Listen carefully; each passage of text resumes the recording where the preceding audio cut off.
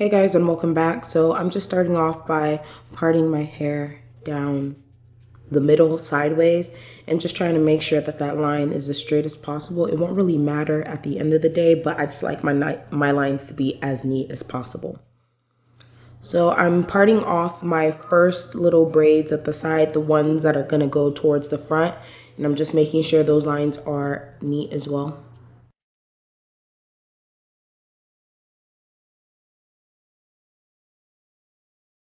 So the brand I'm using is the Femi hair, and I'm using just Marley hair because I wanted it to match as much as possible with my own hair so that it looks natural. So you want to try to use some sort of extensions that match your hair type so it can look as natural as possible. For me, since I have 4C hair, Marley hair was the best hair to use. So then I went ahead and I braided my hair. What I did was I divided the hair into two, as you saw, and I use half for each braid. I don't use a full one, a full piece of hair. And I put the hair in using the feed in method. I'm not really sure how to explain it because I kind of learned in a weird way, but there are videos online about the feed in method for braids, so that's what I used for all the braids that I did. And I'm just showing you in slower motion the motion and how I added in the hair. It was a very, very awkward position, but I tried as much as possible to make it work. It worked, but it was a really awkward position to be in. And I went ahead and I actually added two in this one. I thought I only added one.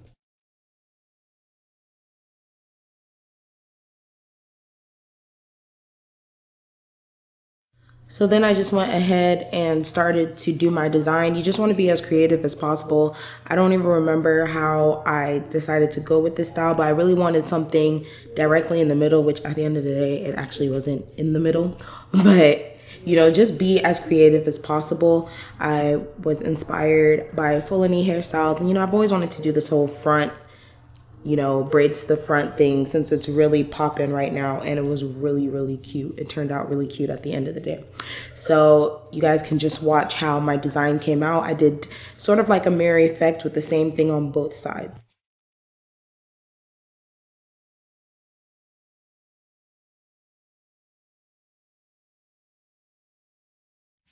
Here I'm just showing you guys how I used the feed-in method. Once again, I used it sort of not really at the end, but towards the end of the braid so that it can look as natural as possible. I can't emphasize enough how natural it needs to look.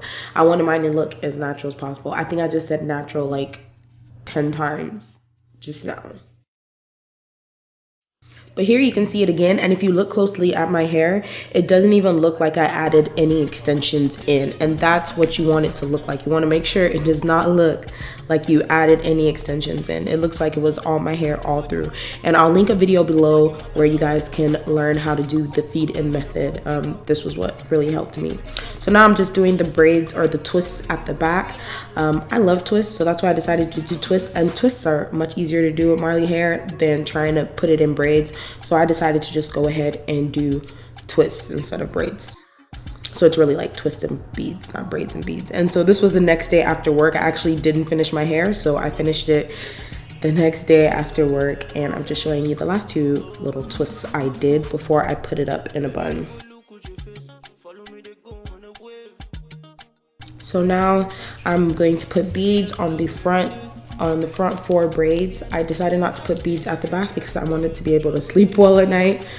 Now I'm just showing you guys my modified little beater because I don't have one, and I'm just using it the way you would use a beater if you had one. I didn't have one and I had no other way to put this on, so I used a big bobby pin and I modified it. You know, you got to be creative in this industry. If something ain't working, you make it work. And then with the last twist, or with the last bead, I just put a rubber band, wrapped it really tightly around the hair and the last bead, and then cut off the extra piece of hair at the end. And that was pretty much it. The last thing I did was just to put some jewels in my hair and then put my hair up in a bun, and that was the finished look.